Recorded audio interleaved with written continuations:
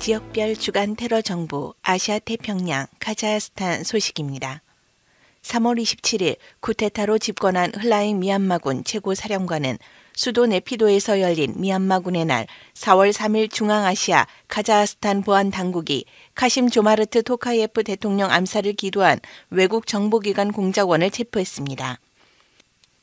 카자흐스탄 국가안보위원회 KGB 공보실은 지난달 25일 수도 누르술탄에서 KGB 방첨국이 외국 정보기관 공작원으로 활동해온 카자흐인 A를 체포했다고 발표하면서 그가 대통령과 정부 고위 인사를 살해할 준비를 했다고 전했습니다. 또한 공작원 A는 카자흐스탄 내에서 반러시아 선전전을 벌이고 러시아 혐오주의를 조장하려는 계획도 추진했다면서 그가 외국의 지시를 받아 이 같은 임무를 수행했다고 자백했다고 말했습니다.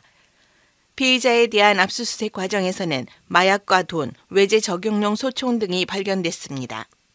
아프간 소식입니다. 4월 3일 아프가니스탄 수도 카불 중심에서 미상의 폭발이 일어나 최소 15명이 부상자가 발생했습니다. 폭발은 환전소들이 있는 시장 내부에서 일어났으며 이 시장은 폭발 직후에 폐쇄되었습니다. 폭발 원인은 불명확하며 탈레반 당국은 즉각적인 언급을 하지 않고 있습니다. 이번 폭발은 아프가니스탄 수도에서 수개월 만에 발생한 것이며 탈레반은 지난해 8월 아프가니스탄을 다시 장악한 이후 대부분 지역의 보안을 강화했습니다. 탈레반이 직면한 가장 큰 위협은 이슬람 국가 호라산 ISK입니다. ISK는 전날 성명을 통해 카불에서 탈레반 차량을 표적으로 삼아 차량에 있던 모든 사람을 숨지게 했다고 밝혔습니다. 그러나 탈레반의 확인이나 폭발 주춤은 없었으며 아프가니스탄 서부 헤라트에서 시아파를 겨냥한 폭발이 일어났다고 주장했으나 어떤 폭발도 헤라트에서 확인되지 않았습니다.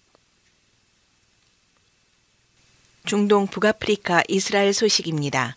4월 2일 이스라엘 경찰이 요르단강 서안 북부 제닌 인근 마을에서 이스라엘군과 무장 세력 간 교전 끝에 팔레스타인 무장단체 대원 3명을 사살했습니다. 정보기관 신베트는 이스라엘 군인 3명도 가슴과 다리 등에 가벼운 상처를 입었다고 밝혔습니다.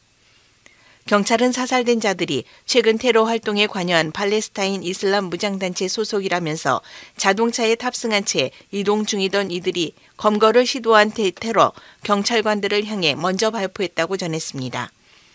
경찰은 이들이 테러를 모의했다는 증거로 소총과 탄창, 수류탄 등 압수한 무기의 사진을 공개했습니다. 이슬람 금식 성월인 라마단을 앞두고 팔레스타인 주민에 의한 총기 테러 등이 잇따르자 요르단강 서안에 대한 수색을 강화했고 이 과정에서 사망자가 잇따라 발생하고 있습니다. 앞서 1일 서안 남부 헤브론에서도 수색 중이던 군의 총격으로 29살 팔레스타인 남성이 사망했습니다. 라마다 기간 이스라엘과 팔레스타인에서는 팔레스타인 주민과 이스라엘 경찰 간 마찰이 빚어지거나 아랍계 주민들과 유대계 주민 간 폭력 사태도 빈번하게 벌어져 긴장이 최고조인 상태에 있습니다. 3월 27일 이스라엘은 UAE, 바레인, 모로코, 이집트 등 아랍권 4개국 외무장관과 미 국무장관을 초청하여 이란 및 이란의 지원을 받는 무장 세력 위협, 핵합의 복원 시 대응 등 지역 안보 구조를 논의하였습니다. 그동안 이스라엘을 고립시켜왔던 아랍 국가들이 이스라엘의 초청에 응한 것에 대해 이스라엘을 중심으로 중동 내 세력 재편이 이루어지고 있다는 분석입니다. 사하라 이남 아프리카 수단 소식입니다. 3월 31일 수단 서부 다르푸르 지역 남다르푸르 주도인 니알라 외곽의 마을에서 아프리카 팔라타 사람들과 아랍 부족에서 종족 간 충돌로 45명이 사망했습니다. 사망자 중에는 여성과 아이들도 포함되어 있다고 성명은 덧붙였습니다. 다르푸르 지역에서는 지난 2003년 내전이 일어나 소수 부족 반군과 아랍계 유목민 출신 잔자윗 민병대 사이의 충돌로 30만 명이 사망하고 250만 명의 난민이 발생했습니다. 아랍계 정부가 후원한 잔자위드는 살인과 성폭행, 약탈, 방화 등 초토화 작전으로 악명이 높았습니다. 최근 수년간 주된 분쟁은 잠잠해졌으나 이 지역의 무기들이 넘쳐나면서 물이나 초지를 둘러싼 치명적 충돌이 가끔 발생한다고 전했습니다. 이달 초 서다프루의 제벨문 산악 지역에서도 유목민과 농민들이 부딪혀 최소 35명이 사망했습니다. 나이지리아 소식입니다. 3월 29일 베니주에서 오순절 교단 디퍼라이프 교회 존 아자부 목사가 교회로 가던 중 과격 무슬림인 플라니 종족으로 여겨지는 범인들의 총격으로 와크 마을에서 사망했습니다. 또한 농부 3명이 니에부 카운실 워드 지역에서 농장에서 일하던 중 같은 날 사망했습니다. 최근 몇 년 동안 플라니 종족에 의한 나이지리아 미들벨트주 농업 공동체에 대한 공격으로 사망자는 수천 명에 이르는 것으로 집계되었습니다. 최근 베니에서 발생한 공격에 연루된 플라니족은 이웃 나사라와주 출신인 것으로 알려졌습니다. 인터내셔널 크리스천 컨선이 발표한 올해의 박해자 보고서는 나이지리아는 2000년 이후로 5만에서 7만 명이 살해당했기 때문에 기독교인들에게 지구상에서 가장 치명적인 곳 중의 하나로 전해졌습니다. 부르키나파소 소식입니다. 무장 괴한들 금광 공격에 민간인 20명이 사망하였습니다.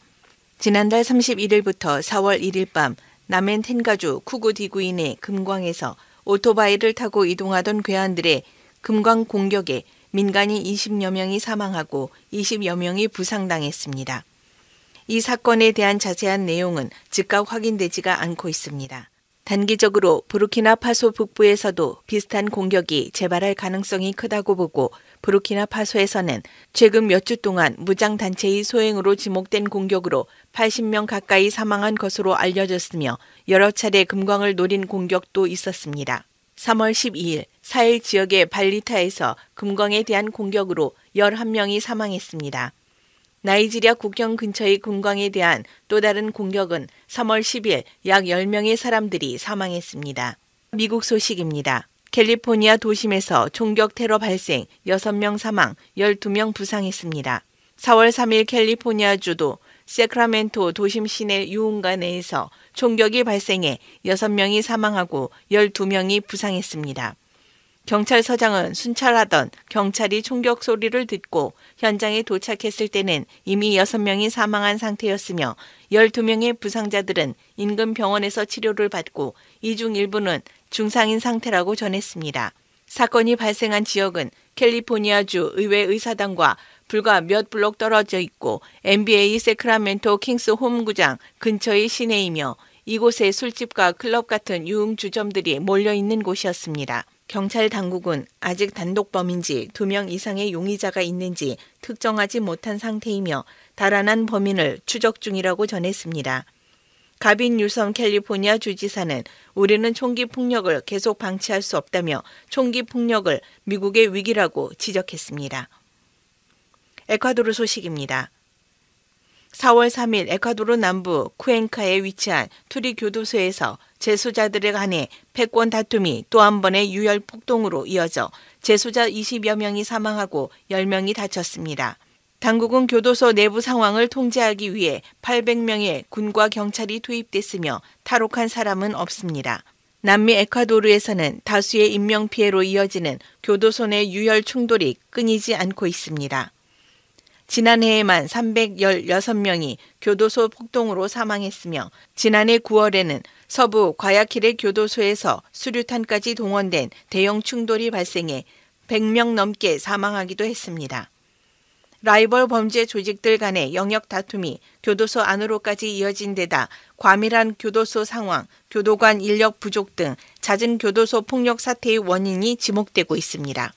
유럽 러시아 소식입니다. 4월 3일 국제 해킹 그룹 어나니머스가 러시아 침공군 12만 명의 개인정보를 폭로했다고 주장했습니다. 어나니머스는 우크라이나에서 싸우고 있는 러시아군 12만 명의 개인 데이터를 폭로했다며 우크라이나 침공에 가담한 모든 군인은 전범 재판을 받아야 한다고 강력히 비난했습니다.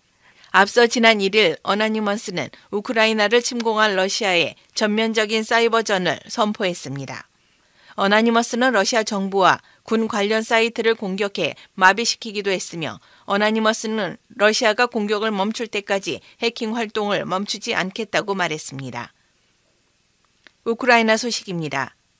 4월 4일 국제인권단체 휴먼 라이츠 워치는 우크라이나를 침공한 러시아군이 여러 도시에서 잔혹 행위를 저질렀다며 부차에서의 집단 학살은 전쟁 범죄에 해당한다고 밝혔습니다. 휴먼 라이츠 워치 선임 법률 고문은 독일 공영 도이체 벨레 방송에 민간인들을 대상으로 전쟁 범죄가 자행됐다는 것은 명백하다며 조사관들의 임무는 얼마나 많이 그리고 어느 정도 규모로 전쟁 범죄가 벌어졌는지 여부와 함께 누가 책임자인지 규명하는 것이라고 말했습니다. 그러면서 레이디 선임 고문은 부차에서의 민간인 학살을 전쟁 범죄로 규정했습니다.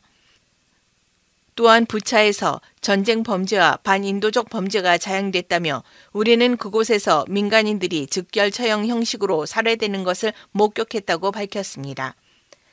이와 관련해 젤렌스키 대통령은 부차 참사는 생명과 죽음 그리고 고문에 관한 문제라며 우크라이나는 집단 학살에 대한 책임이 있는 자들을 끝까지 추적할 것이라고 말했습니다.